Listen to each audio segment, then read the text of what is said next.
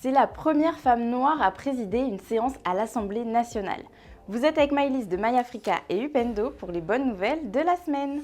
Il aura fallu 235 ans après la Révolution française pour que cette première historique arrive. La députée de Seine-Saint-Denis, Nadège Abomangoli, est la première femme noire qui préside une séance à l'Assemblée nationale.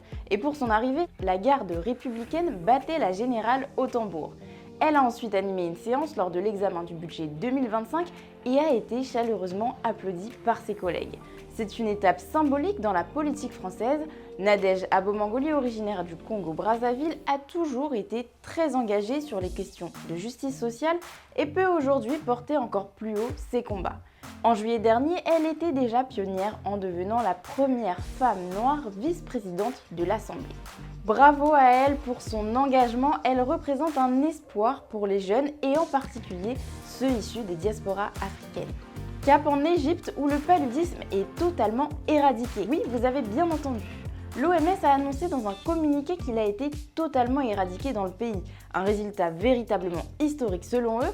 Pour rappel, cette maladie est transmise par les moustiques. Aujourd'hui, elle est souvent maîtrisée grâce au traitement, mais a encore de graves conséquences dans certains cas. En 2022, elle a causé 608 000 décès en Afrique. Bonne nouvelle pour les Égyptiens et les touristes qui n'ont plus à craindre cette maladie.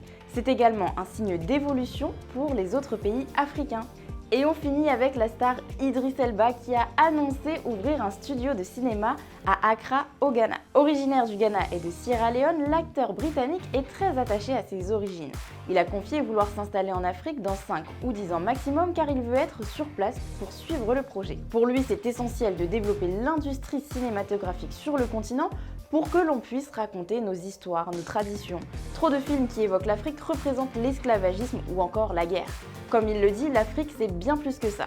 Il y a des talents sur place et il faut les aider pour produire les récits de l'Afrique d'aujourd'hui. Bonne nouvelle pour le cinéma africain qui va connaître un regain de dynamisme avec l'implication de l'acteur et potentiellement le soutien des gouvernements et des organisations. Les Good News de MyAfrica, c'est terminé pour aujourd'hui, alors qui marquera l'actualité la prochaine fois ?